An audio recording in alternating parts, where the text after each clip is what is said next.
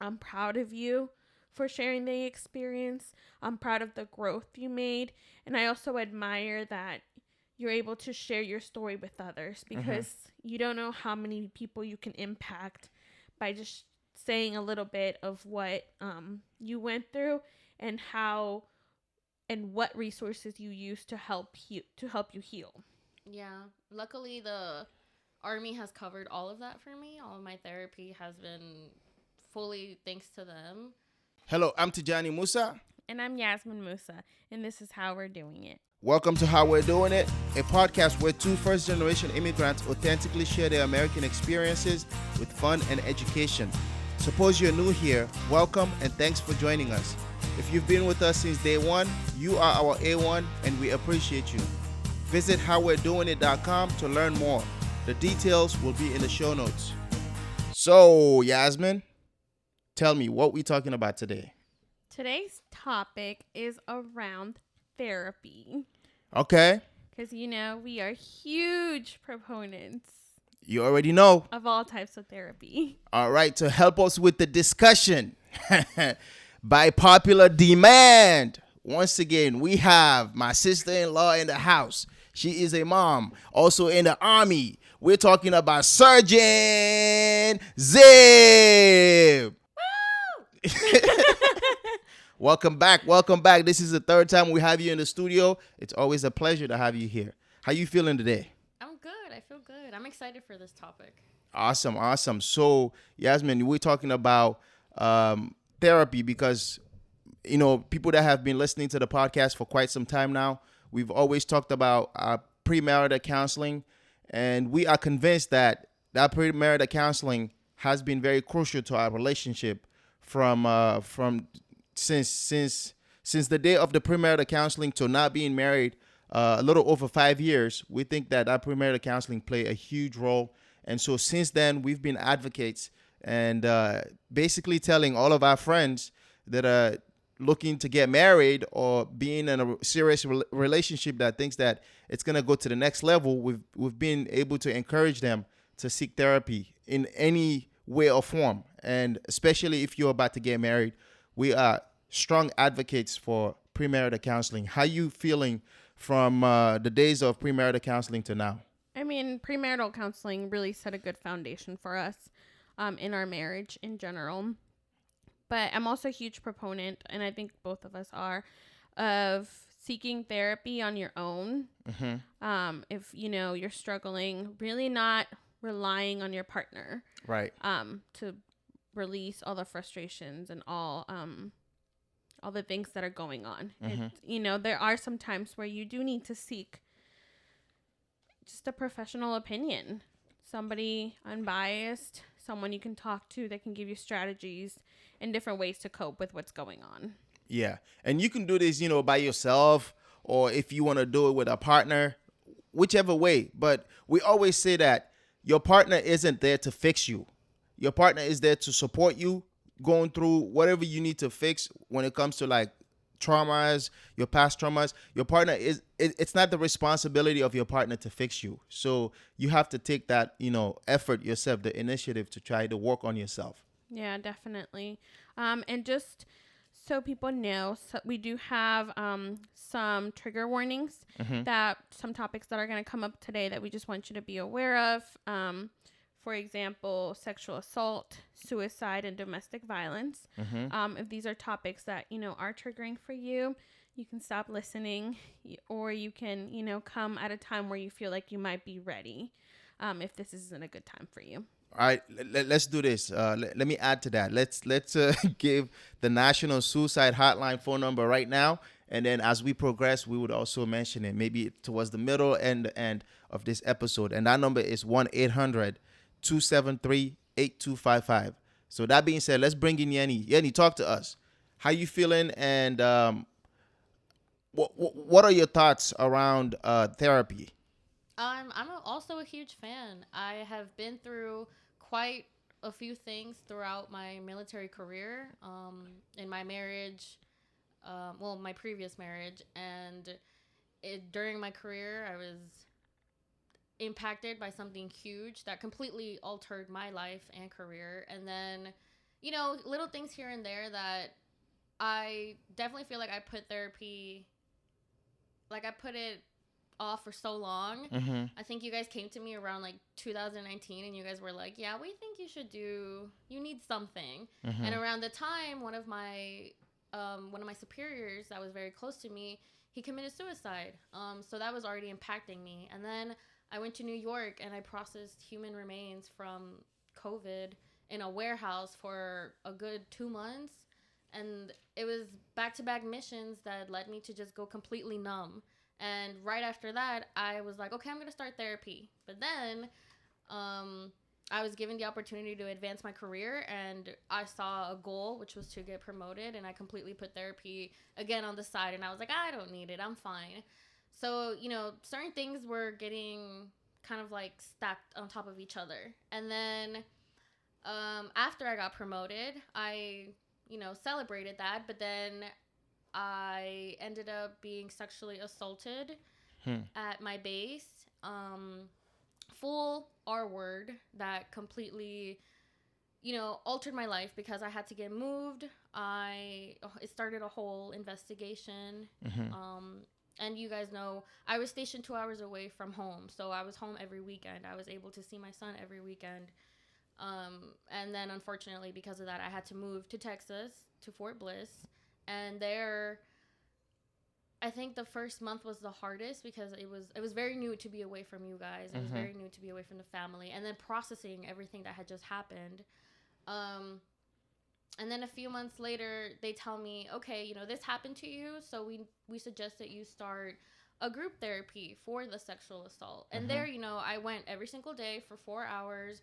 I was doing like group therapy. So all of the girls that were in there with me, they were also sexual assault victims. And honestly, after that therapy, I was worse. It was like a long 4 weeks of just discussing what had happened when I wasn't ready to talk about it. So I got worse.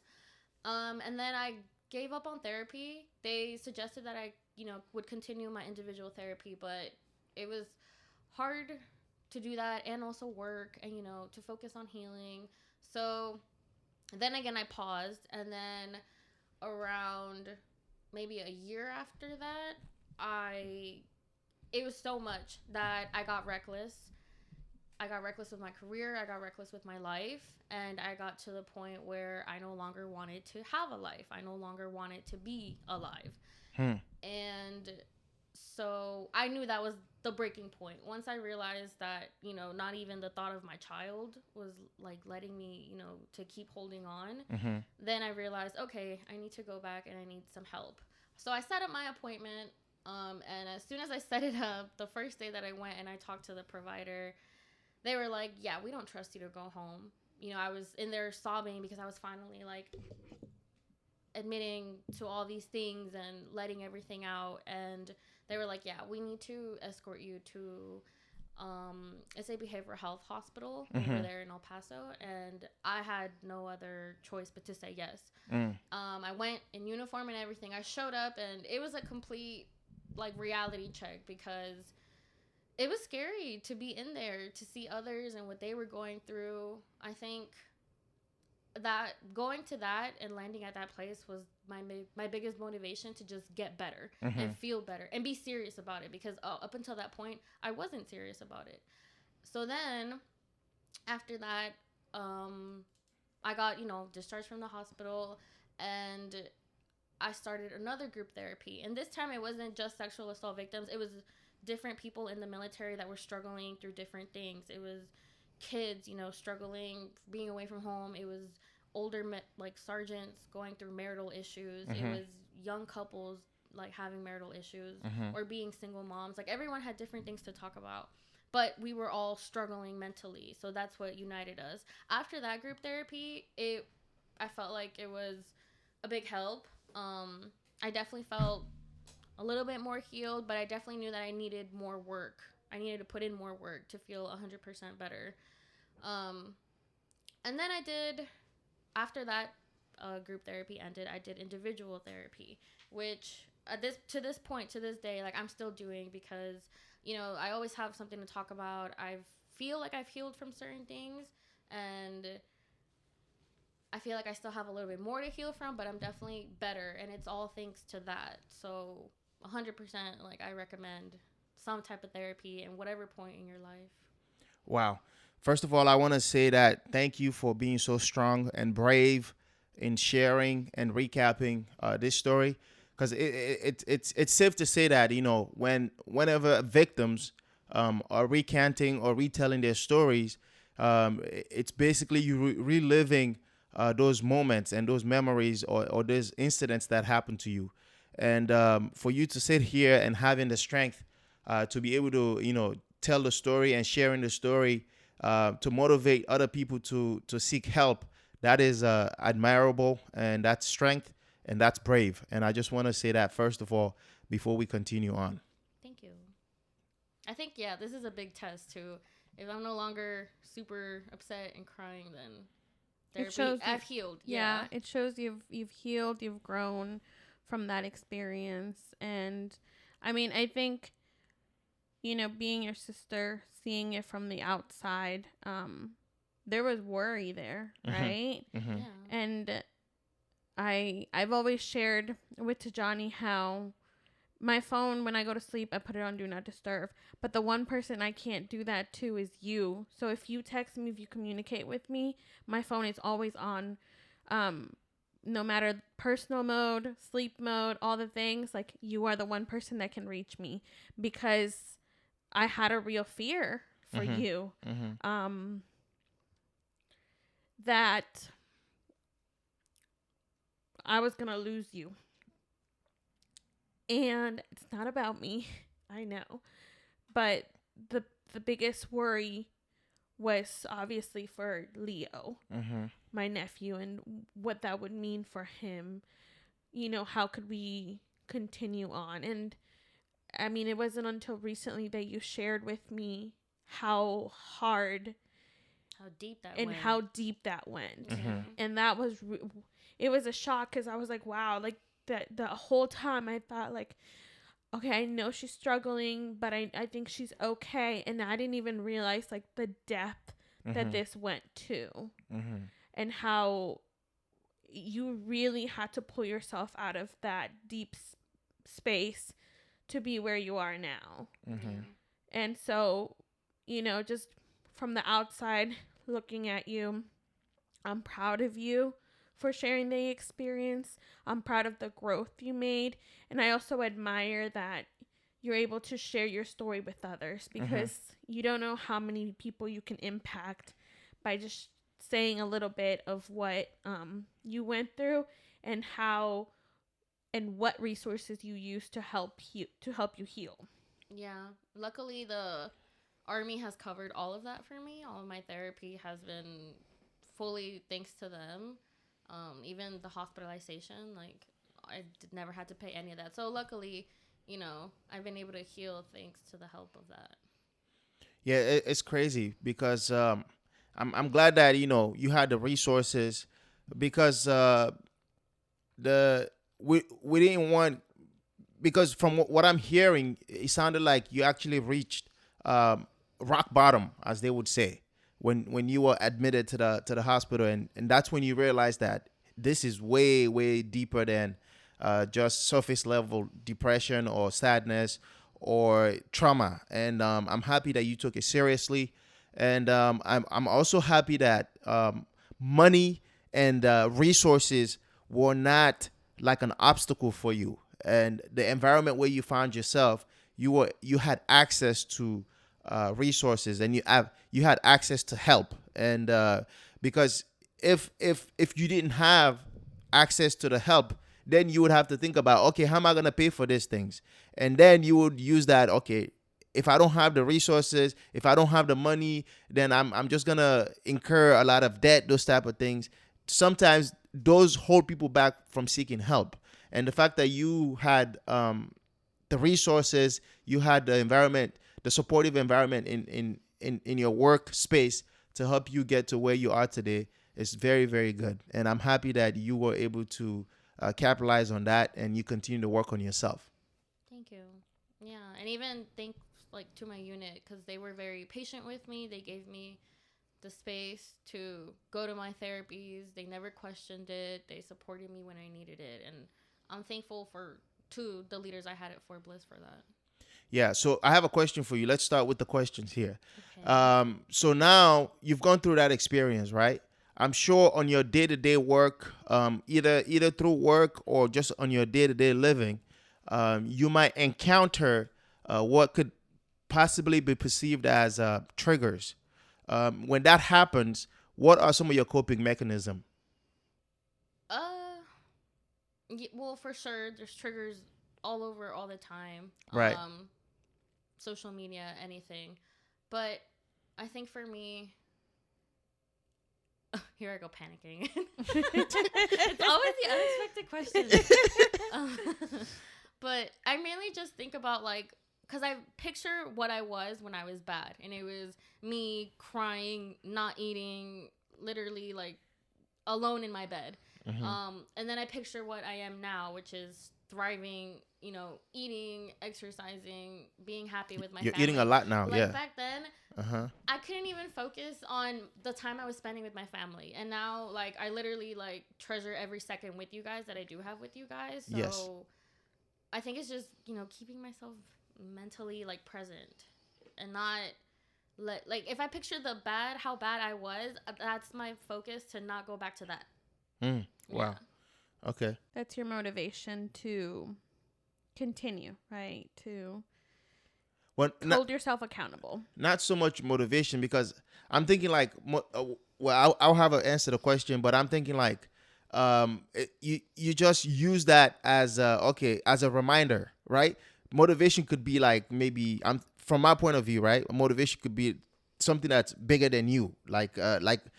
Sometimes when we talk about trying to accomplish something, we say you need to figure out what's your why. Why are you doing this? Why are you doing this? But that's just a reminder of, okay, I don't want to go back to where I was. And so what can I use now to basically take me out of this funk? It could be, just a comparison between what it was to what it is now. As a motivation, I think it still has to be the kid that's outside right now in the living room, Leo, because that's the biggest motivation. Because at the end of the day, we are doing everything we can for the sake of Leo and try to protect him. Of course, we love Yeni, and we also want your mental health to be intact, which is what you're doing now, working on yourself. And I'm so happy. You have no idea. This is like strength, because first of all, when my experience, I've known Yeni for over a little over 10 years now, right? I can't get Yeni to talk more than 15 words in a sitting. And for her to come to the studio in a podcast episode and record an episode back to back that's like over 30 minutes, that's like an accomplishment. Like, therapy is working, not just what she's going through, but also her communication. She can talk more than 15 words. You're petty, because you know that if we sit and do chisme, that Yeni has more than 15 words. Most of the time, I'm not around with the chisme because I don't want to get polluted. No, but that's actually true, because my therapist sits there and she lets me talk. Mrs. Skull, I will never forget her, because now I'm done with her at Fort Bliss. But she would just sit there and continue to ask me the questions, which, I mean, I get it. It's her job. But honestly, like, finding a good therapist that you can actually feel comfortable around is super important, because I went through maybe like 5 before I actually got to her. And luckily I did, because you need that good person that will ask you those like guiding questions to get your your thoughts to actually like process properly, so you can find some resolution and get something out of your therapy. That's a good point. The open-ended questions, it gets you thinking. So let me ask you this question, because my questions always get Yeni thinking and panicking. So the question is, when you are looking for like a therapist, you said you went through 4 or 5 of them. Yes. How do you know when you found the right one? It's about how much I'm actually talking. I don't talk that much. And with the previous ones, they would ask me questions and I would answer, and I'd be like, yeah, or no. Oh. Like, I was very short with them. I did not want to give a lot of details. I did not want to explain too much, just because I wasn't comfortable yet. But luckily with her, it was immediate. And then she also brought God into it, which I feel like helped, because once she realized that I would allow for her to bring God into it, like, I feel like we created some type of bond over that. Wow, that's amazing. Now let's talk about therapy as a whole, right? As in like culturally speaking. Um, you mentioned in the beginning that Yasmin and I brought up therapy to you around 2019, Mm-hmm. which is true, but I bet you that's not the first time you've heard of therapy, right? So when you hear the word therapy, culturally speaking, what comes to your mind? Why in your opinion, why don't people take it seriously or want to do it? Because of the stigmas of why do you need to talk about a shrink? I don't even know why people use that word. I don't understand it. But why do you need to talk to a shrink about things going on in your life? I don't need somebody to tell me how to resolve my problems. And then you have stigmas like your families that they're like, just them not understanding and asking that why. Mm-hmm. Or like people from work, like in the military back then when I first joined. Oh no, if you were going to any type of therapy, you were weak minded, you were not gonna make it, and you were on your way out because that was just a big no. And now, like I said, they let me fully like take advantage of all these therapies that I was able to heal. But I feel like back then maybe it wouldn't have been the case. Back in like 2015. Hmm. Man, that's how long you've been in this line of work. Yeah. I'm hitting 9 years. No, but I mean, just recently, in the past, like couple years, we've had more cases of mental health pop up in like the news, right? And in terms of the military, like suicide. We've had more cases Violence. of violence, exactly, sexual Murders, assault, homicides. all the things. So I feel like if the military environment did not change to include more mental health help for soldiers, it's only gonna get worse. Yes, absolutely. I mean, from the years that you've been in the military, there's at least a handful of suicides that have happened to people that Yes. to friends, to coworkers, to people that are in your unit that are you hear, right? Mm-hmm. They've impacted your life, or they've been in your life in some way, and it impacts you. Yeah. Absolutely. And let's talk briefly about the impact is real, right? That's true. But let's talk about, if you're comfortable, right? The line of work that you do. You're a mortuary affairs specialist, right? Yes. And can you tell us what that is? Because I think that also plays a role into like dealing with people like directly towards not towards, at the end of their life. So what does the mortuary affairs specialist do? So we process and handle human remains. Stateside, I feel like it's a lot of training, but once we're deployed and hands-on, it's just processing and handling the human remains, getting them to their loved ones, getting them to their final disposition. And like I said, during COVID, during the New York time back in early 2020, if 1,000 remains is what I saw, then that's just a little bit, because they were, all around us. We processed so many for so many days. It was working every single day. I think our only day off was like Sunday. And then, not just from seeing so many, but it's also like what we would do to them. Sometimes we'd hand them off to funeral homes. Sometimes we'd hand them off or like put them in these wooden coffins that were built specifically for these remains that weren't, like family members didn't come to like kind of, to claim them. Yeah, to claim them.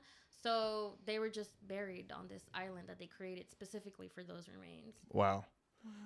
And do you have like, because I've spoken to one of my friends that used to volunteer at the National Suicide Hotline, and he said that after taking I think he said every 3 or 7 calls that he takes, he is forced to go and talk to a therapist before continuing to take calls. So every 3 or 7 calls, you have to go on the side and talk to a therapist to process what you just went through, all the things that you've heard on the other side, all the things that you have to talk people out of on the other side of the phone. You have to process that with a therapist.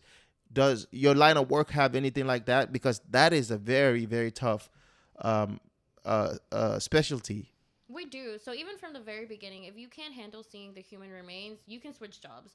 And then in our line, obviously, they let us go to behavioral health. But for example, again, when we were in New York, they brought in therapists specifically to us that would talk to us.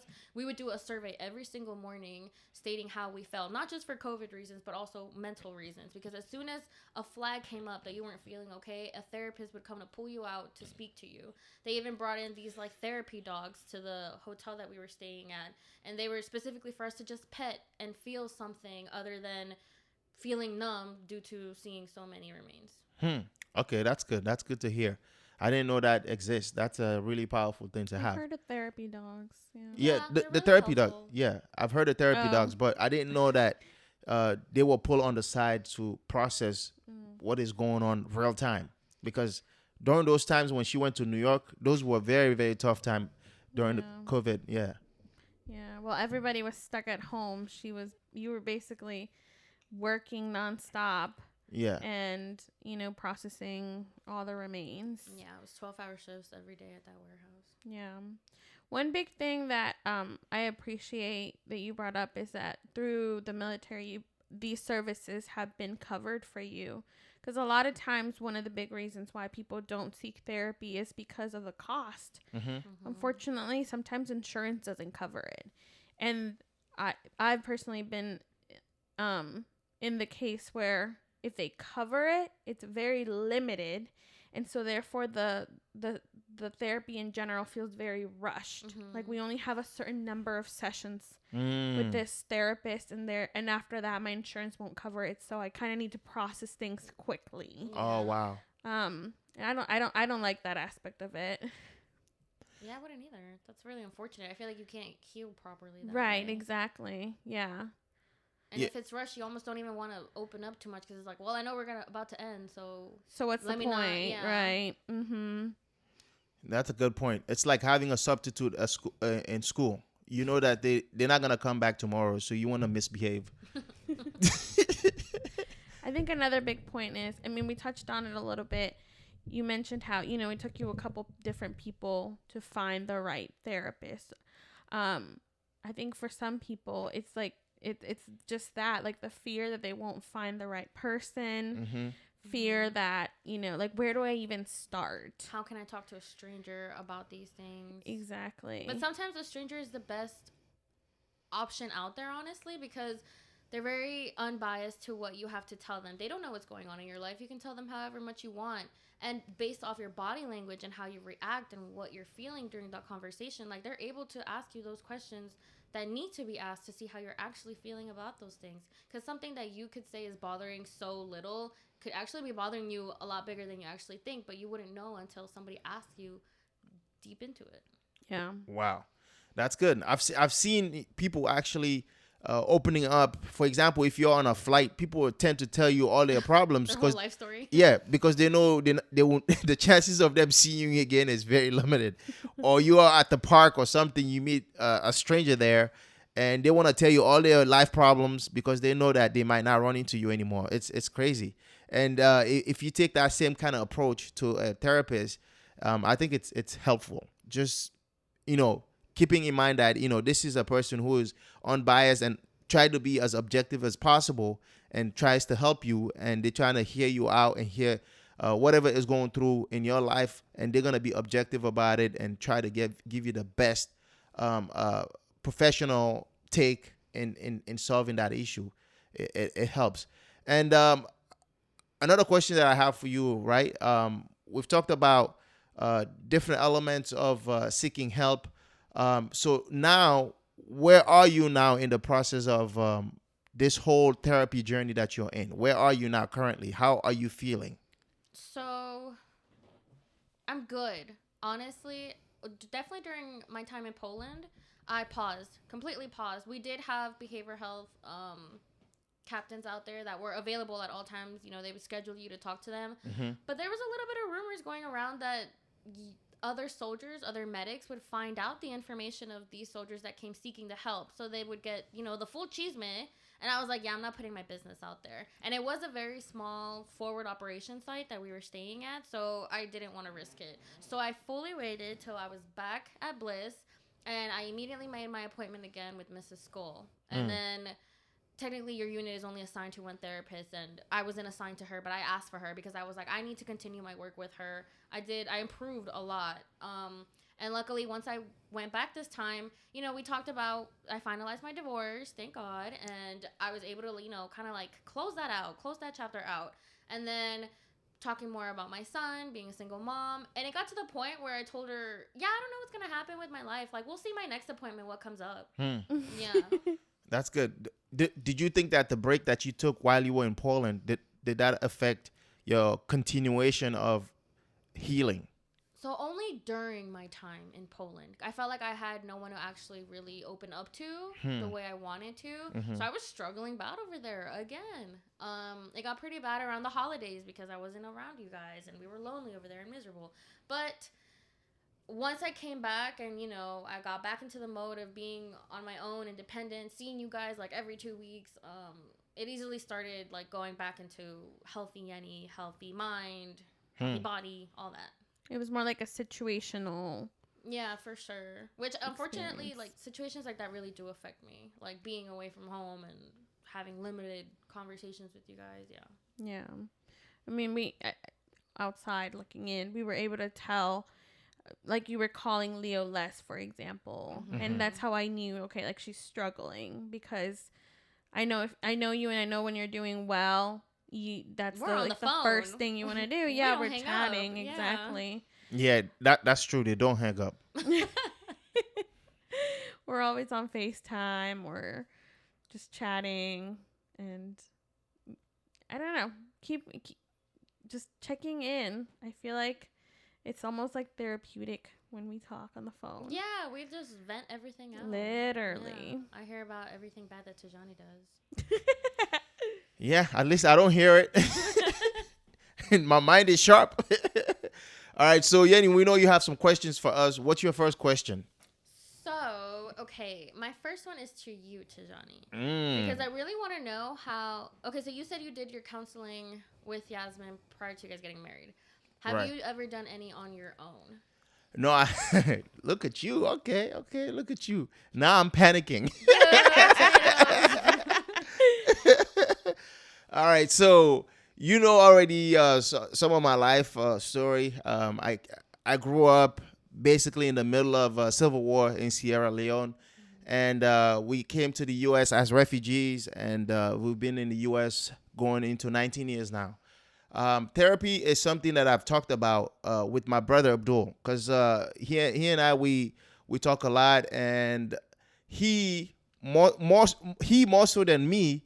I see a lot of like some of the traumas that we went through as young people. Sometimes it resurfaces in his life, and so I try to encourage him to seek therapy, right? But he is also very stubborn, and he's like very typical of the culture. He doesn't really believe in therapy, and he doesn't believe in sitting down and talking to people about his issues. But directly to me, I have not done therapy alone. Do I still need therapy? I think so. But what I rely on mostly is praying. I like to pray a lot, and I like to pray for myself. I like to pray for my friends. I like to pray for my family. How do I know that my prayers are working? Because I'm a very different person. Growing up, I had hot temper. When somebody does something to me, I would react to them without thinking. And then I'll come back and be like, I shouldn't have done that. And so I put those into prayers. Now, there's nothing that anybody could do to me that actually phases me. Like, I'll be like, okay, that's how you want to roll? Matter of fact, I will actually pray for somebody. I remember growing up, my dad used to tell me when somebody curses at your mom, most of the time, like young men, when somebody curse your mom, you want to take off your shirt and square up and try to fight, or the reason why the person curses your mom. But my dad used to tell us, when somebody curses at you or curses at your mom, all you have to do is pray for them so that they don't do that again tomorrow. And so that's how I've been able to approach life. I just pray about things, and I think that my prayers have been working.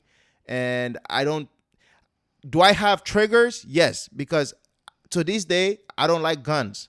And I remember when Yazmin and I when you went in Poland, we watched Leo for like 9 months, or he was going to school with us here at the house. And so I know that your parents like to buy water guns, BB guns for Leo all the time. I didn't like that because I feel like those guns were triggers. Where I'm from, guns don't do good things to anybody. The guns killed my neighbors. Guns killed friends, moms, dads, people that, we came from the same village. I've seen the dangers of guns. And so even if it's a fake thing, I still get triggered that this is not a good thing because I've seen and experienced what this could do to people. And so I used to be very against it. I'll tell Yasmin, I don't know why your parents will buy guns for kids. And then of course it's in the US too. You see shootings happening all over the place, all the time. And so my reaction is not because of what's happening in the US. I think my reaction relates to how I came up, where I came up. The fact that I grew up in the middle of a civil war and I've seen what the dangers of guns do to people. And so that's what I was reacting to. And so I didn't like the fact that I was being triggered by that. And so I went back to putting those things into prayer. And now I'm starting to feel a little bit more comfortable. I don't mind it so much. I still react to it, but I don't mind it so much. So to answer your question in a very long way, I have not done therapy by myself. My therapy is between me and God. Do I need therapy to talk to somebody? I probably do. And I think I will do it. I recommend it, but not even to be funny, but yeah, just because when you were younger, you saw a lot. Right. And you don't know what other triggers could possibly come up in the future. Exactly. As I age and as I have more kids, I don't know what that could potentially look like. I may think that everything is okay right now, but I don't know what triggers could potentially be in my future that's going to lead me to a very dark place. So yes, I am very open to seeking therapy. And you know me, I talk a lot. So if I feel comfortable with the therapist, they're going to write a big whole book about my life. Yeah, I was going to say, I think you've had a lot of change in the past 5 years, going from getting your master's, getting married, becoming a dad, not in the correct order, but all those things happening, and now you're about to be a dad of 2, and you're about to be a dad to a boy. So what possible triggers could come up with that? What possible, darkness, if anything, could come to the surface? We don't know. So I think it's good to get ahead of it. Now, I guess I have a follow-up question. Would you prefer a therapist that was male and or a person of color? That's a good question. The the premarital counseling we had was with a white lady, right? So, and we had a good experience. But I also know that because I'm the type of person that value culture and then also value family so much, I would probably lean toward a person of color. I don't think it'll play a vital role in selecting a therapist. As long as me and that therapist vibe, it's about the vibe. I don't know how the Gen Z calls vibing with somebody. If I feel the vibe, if the vibe is correct, I'm more likely to work with that therapist, whether it's a black therapist, whether it's a female, whether it's a male, whether the therapist is Muslim or non-Muslim. I don't care. It's just about if I feel the connection, if I feel like that therapist is authentic, and if I feel like the questions they're asking me are questions to helping me, then I'm more likely to work with them. But since I haven't really gotten to the point of doing the research or looking for a therapist, I don't know what I'm looking for. But when I do get to that point, I don't think it matters so much. I'll probably lean toward, are you professional? Yes. Are you able to do the work? Yes. Am I vibing with you? Yes. If all those are answered, I'm more likely to go work with that person. Okay. Do you have a preference, Yeni? It has to be female. Female. I haven't met a single male therapist that I could just easily open up to and flow with, honestly. Yeah. But I think that's just because of the certain things that I've been through. Yeah. The domestic violence was definitely with a male. Right. My ex-husband. So, And then the sexual trauma, like that's a male. So yeah, it's just female preferred. Yeah. That makes sense. I'm the same way. Female preferred. I do prefer a person of color. I noticed the very first person I was assigned to through my insurance, when I went through it, I was like, I have a question about that. Are you able to get kind of picky with them? Like, can you choose someone else if you don't vibe with the first one? Yeah, in that experience, I could have. Okay. But since you're paying out of pocket, like, are you able to? Well, what I'm doing right now is not even through insurance. It's like completely out of my own pocket. So if it didn't work out, I was just going to find someone else. But luckily, it's a female, a person of color. She's Latina. So I feel like it's the best that I could find at this time, especially for the type of therapy that I'm going through right now. So mine is more focused around pregnancy and then postpartum, because last time with Yazmin, I struggled a lot, especially when I went back to work. And at the time that happened, my therapist, she was a female. It was a person of color. And I felt comfortable, but it felt rushed because I only had a certain number of sessions with her through the insurance. So this time I'm kind of excited that I don't have that limitation. I can continue seeing her as long as I feel like I needed.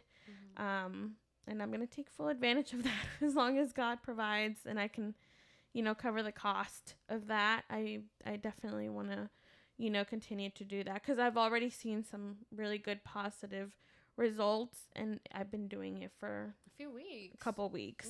Yeah. That's good. Yeah. That's very nice. I know you have more questions. Go ahead.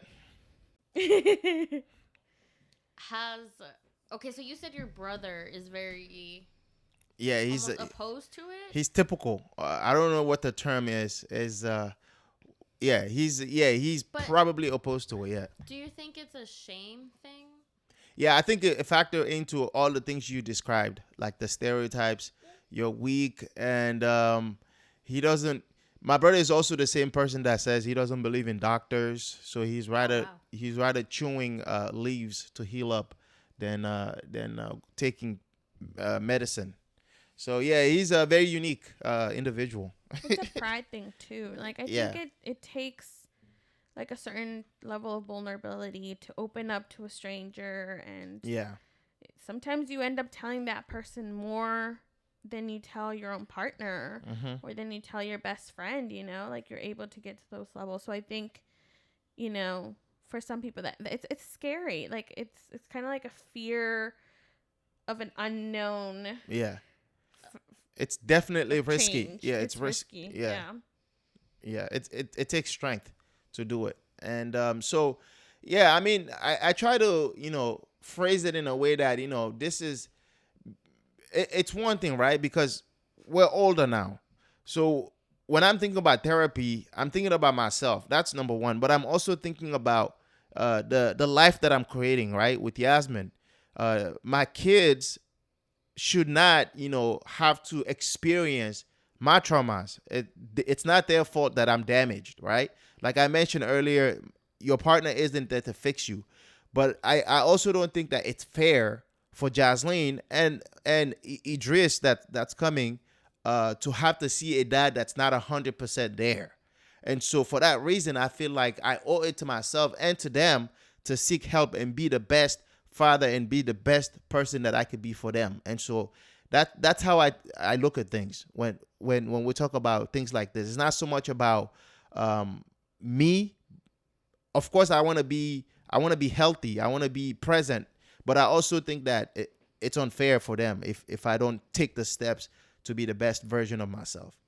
Good, as you should. Because I feel like what a lot of people do have to talk about in therapy is their childhood traumas. Whether you had nice parents, bad parents, parents that cared, that, gave you everything, or parents that were just completely absent. I think everybody has some type of childhood trauma that they're holding on to. And it's never a bad idea to talk about those things and just, see where you're at and just to be better as a human being in general. Exactly. And that's how you break generational cycles of trauma. Yes. You heal yourself so that you don't pass it on to your children. That's right. Somebody got to take that step. Yeah. And if that means that's us taking the steps to break those barriers and trying to put our kids in a better place, that's what we're going to do. And that's what we should do. Yeah. I think now as adults, for me and Yeni specifically, there's certain topics that we talk about that we're like, oh my God, yeah, like you're right, that did happen. Yeah. And that's not normal. Let's not do it Yeah. with the kids. Yeah. So it's definitely, I think it's like having the awareness that's trauma, and that it is trauma that you're carrying with you, and being open, you know, in the sense of like discussing it with Yeni, we went through it. So I feel comfortable talking with her exactly, you know, about that specific topic or subject. And, you know, sometimes we laugh it off. Sometimes we might cry. But either way, you know, I feel like we're healing as we're talking about it. But it also helps family members, because at least for me, when you tell me something like that and we talk about it, it makes me more aware of why you are the way that you are. So therefore, I can help you in certain ways without you having to tell me like, hey, I need help here or there. I already know, like, okay, my sister's this type of person and she needs this type of help. So I will be there and be that help that she needs. Yeah. Help to understand the other person a little better. Yeah. Yeah, for sure. Very good. Very good. Any other questions? No. Oh, that's it? Yeah. Wow. We answered all your questions. You're Oh, over here wait. dancing. Oh, Did okay. your mom There's more. ever consider therapy? My mom doesn't even know what therapy is. Aw, see? It would be really hard to explain. Yeah, to my your mom. My mom will be like, "Therapy? How much does it cost? $100. Send me the $100." Do you think our mom and dad would ever do it? I think, Because they both Dad's a 50-50. they both definitely have childhood traumas. You know what? I have gotten the feeling from mom that she wants to talk about these things. And I feel like if we were to guide her through those, you know, little like conversations that she starts about her childhood, I feel like she would get something out of it. But, you know, because I don't feel prepared to do that, I haven't, and I don't know. But maybe she would be open to it. Maybe. Betty is more talkative when she's lit. My mother-in-law doesn't talk, right? She's very quiet. You ask her questions, she just direct answer. My mother. Exactly. But she gets lit. Oh my God. She will bring the stuff back in 2015 It's very now. true, yeah. It's It very is. true. Oh, and then But I don't want to get her lit to get it out of her. Yeah. there's two ways to get my mother-in-law to talk. Get her lit, she will talk, or bring Maria and put them together. Oh my God, Maria is like my sister. For some reason, Maria knows how to probe my mother-in-law to talk more than 15 words. So that's how They you get my. along. That's how it should be. Yeah, hey, all of us have somebody that, you know, it just flows like water. You just start talking, and no filter. We have those people in our lives, and unfortunately, those people are not professionals, therapists. But we do have those people in our lives, and we're talking about seeking actual professional therapists to get that professional help that you need to heal. And in that, you know, same vein or same thoughts, I'm going to give the number one more time. The number that, you know, we talked about in the beginning, the National Suicide Hotline phone number is 1-800-273-8255. If you know, while you're listening to this podcast, if there's any part of it that triggers you, make sure that you reach out for help. If you know somebody that's going through hardships that needs help, also provide them this phone number so that person can seek help too. So that said. So when you Google, how do I find a therapist? This is what comes up. Ask for referrals from people you trust, such as your loved ones, your primary care physician. Maybe you have a current therapist and you're relocating and need another recommendation. You can also search online for therapists based on factors like cost, insurance, and location. So there are different ways. I personally found mine through Instagram. Oh my God. Yeah, social I'm glad you media. didn't say TikTok. Not TikTok, no, Instagram. Interesting. All right, so Yeni, I have a last question for you. Yeah. So think about your life from where it was to how it was going till now. What is your overall take on therapy in general? Do you recommend it, or how do you suppose somebody can go about seeking or starting to think about therapy? 100% recommend. 10 out of 10, 5 stars. But you have to be willing to put in the work to feel better, to fully learn about yourself and see what triggers you, what you actually have to talk through. I think, Google has good recommendations of asking friends, but it's also acknowledging that, like, hey, maybe I'm not feeling okay. Something's wrong and I need to talk to someone about it. It's okay to not be okay. And I have always told my soldiers this because, a lot of them like to put up a front like, oh, no, sorry, I'm fine. I'm good. We keep on going with the mission. But I'm the first one to tell you, like, no, I wasn't okay and I needed that time. So it's so important to, like, acknowledge that in yourself and go seek the help. Thank you. That's awesome. Thank you. You're welcome. Wait. Bring wait. Leo. Wait, I have another question.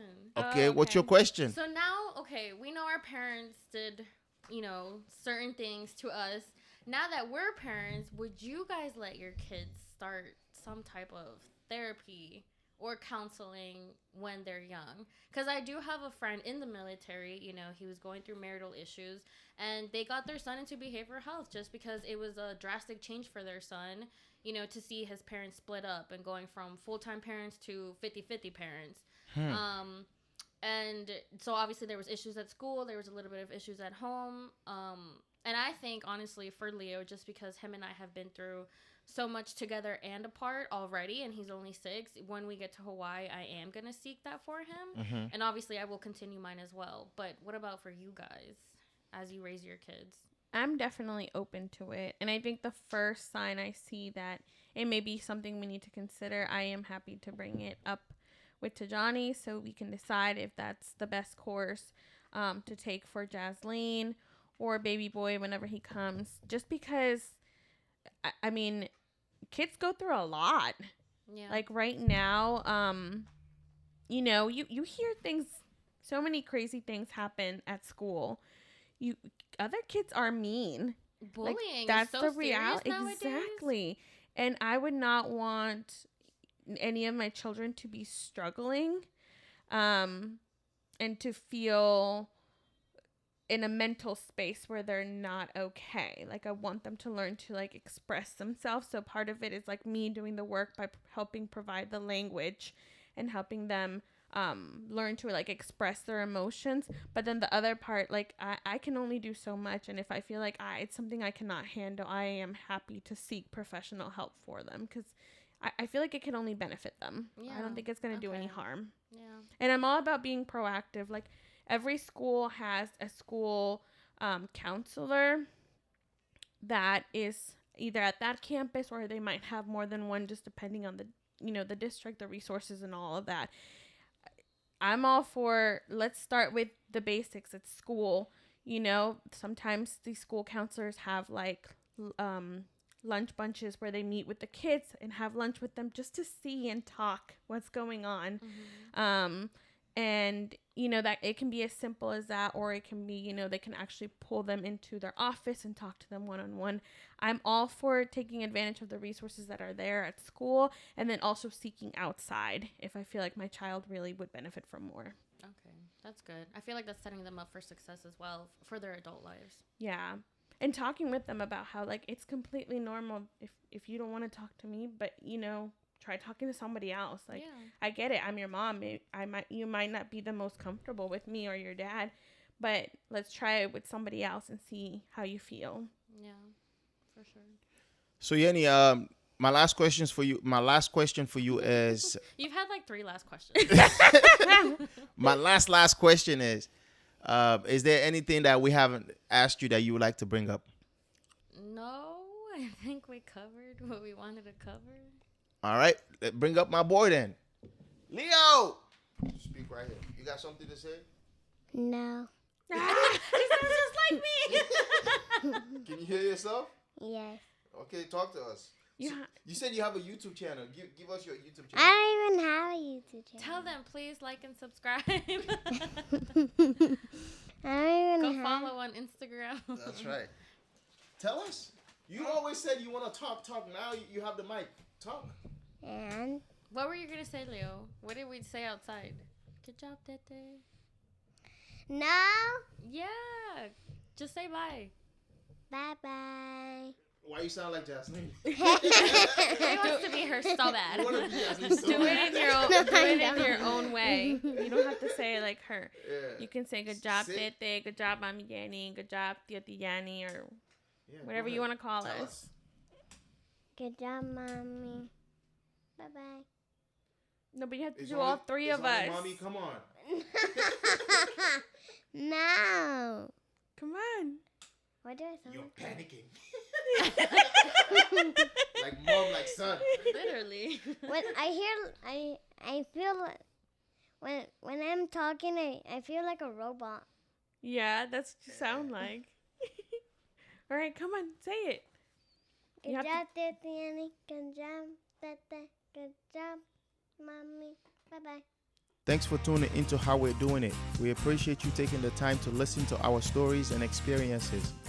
If you find this episode helpful, please subscribe and leave us a review. To stay connected, visit howwe'redoingit.com for more details and follow us on social media. Until next time, keep thriving and stay inspired. Good job, mama. Bye bye. Bye bye.